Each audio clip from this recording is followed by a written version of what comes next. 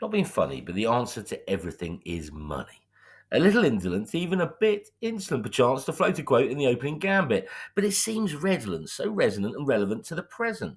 The moniker of the not so hallowed stateside scribe who penned it has been swallowed by the tide of the sands of time, fallowed of fate. The harbingers of doom and gloom seemingly endlessly predict for Test cricket. Their edict, it's all about the cash generated. A debacle to snuff Test sparkle, the most venerable, dependable sort of our sport, but not always the most venerated format, is being fought, smothered, suffocated, sacrificed, obliterated by the juddering, shuddering juggernaut onslaught of whiz bang, slapdash, all about the dosh, bish, bash, bosh.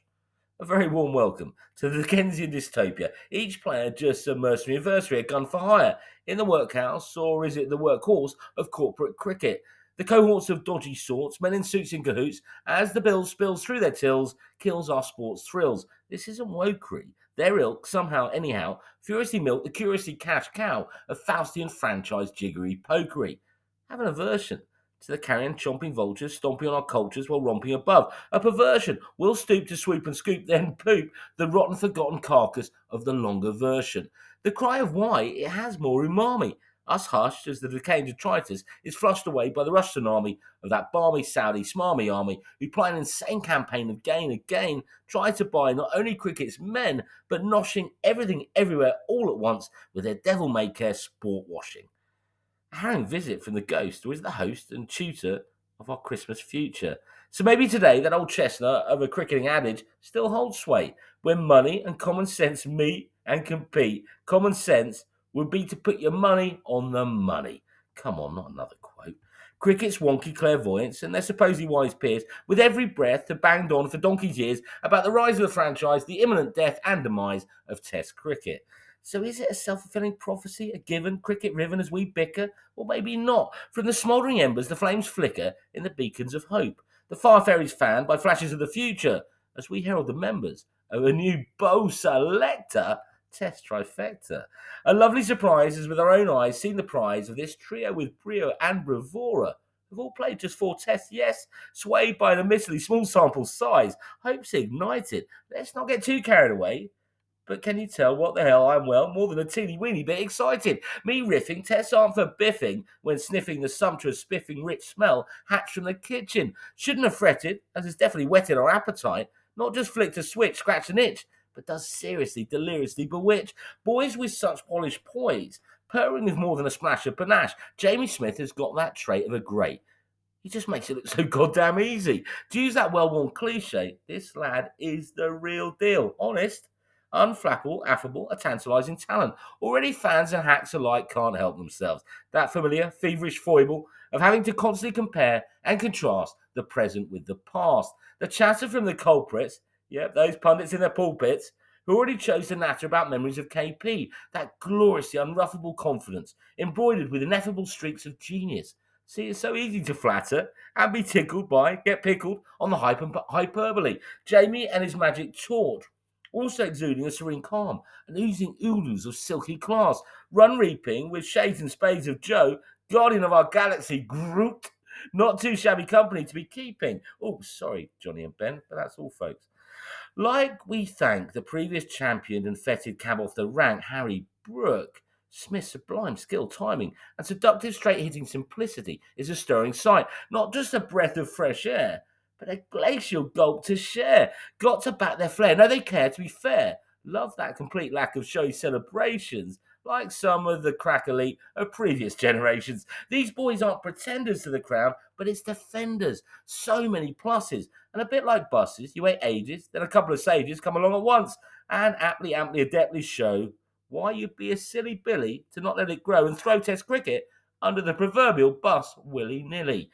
The Sri Lankans, meanwhile, have unearthed, birthed a homegrown cracker-jack batter of their own. Steady, 3 centuries under his belt already. It's no wonder that there are plaudits and praise aplenty for Kamindu Mendes, the latest incarnation of a nice, sultry spice artist with that lush tropical palate. Those sassy strokes which evokes memories of the Graceland land, the legacy of that lefty Lothario top man Kumar. This dashing now Dorset darling, a fellow with a peculiar penchant for Roy Orbison-style glasses, and coincidentally former Surrey Stellar star. Gotta love the incestuous intrigue cricket's ride offers up. can be relied on to provide brimming, grinning, winning pride upstairs in one of those comfy commentators' chairs. It's one of sport's fondant fancies. How this nation of badger sensation rejoices in renditions of the textbook technical traditions, while also giving us the mercurial, otherworldly magic of Murali the Maestro, or ambidextrous gusto and ambitions of Mendes. Then there is the stoic hero, Angelo, festooned with fragrant hints of those 2014 stints. It's cricketing heaven, but now 37. Still got the skill and will, fits the bill, scrambles, defends to make amends for his sluggish gambles and shambles in the first inning preambles. Let's not mention the tension about the ball swap rule, cruel mistress distress and all that. History and mystery, as always, the puddles of past and present overlap seamlessly. Enjoy the trip because it is a trip, creating a treasured reservoir of memories and opinions to endlessly take a leisurely dip.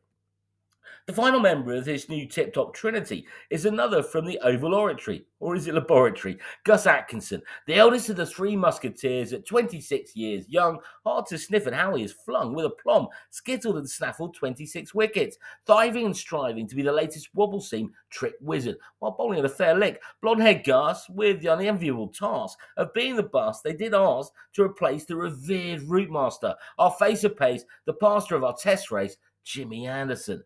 A possibly poisoned chalice, but the dawn of this solid, sturdy understudy looks to the manor or palace born. Those lovely lyrical linear links, high jinks again to the fore, as Jimmy not only watches on, but serendipitously is the coach and confessor, giving his successor how to get it to nip, grip, rip tips. Let's call it in-house nouse. I know it will get the Republic of Yorkshire's goat, but it looks like those slick southern softies Surrey could gloat a flurry of new stars in a hurry, as they might have usurped their gritty, witty northern counterparts. That well-trodden sort of maximum mantra that a strong Yorkshire means a strong England may have scuttled or shuttled off down south for some sunshine. Never tardy can hear the mighty Yorkies, not as happy as Larry, snort their retort which does carry. It's hard to parry. What about Joe and Harry? So it's a Dixie rare, north meets south, surf and turf, a rather refreshing counterpoint to the usual hell of a hullabaloo, a partisan, parochial palaver. So sod the naysayers and doommongers, us old bods know test cricket with these players is in safe hands with wonderful whippy wrists to boot. Yeah, they haven't half taken their time, but even the ICC and the big three are finally giving the other brothers a swig, scattering to our chums a smattering of crumbs from test top table to make sure the malnourished teams can flourish, can still jig in the test gigs shindig, spreading some love from above to reach each bruv. That's when we can't ignore what we've read and deplore, and once more we can maybe instead fearlessly, tearlessly tread without the dread that test cricket is dead. But it is prime time to understand. It does amaze me. We had so many days we should have planned ways to withstand. Crazy we've been so lazy. But even in the land of milk, silk, and honey, nothing is cooler than moolah the ruler. Well, as some American journal once said, the answer to everything is money. Funny that.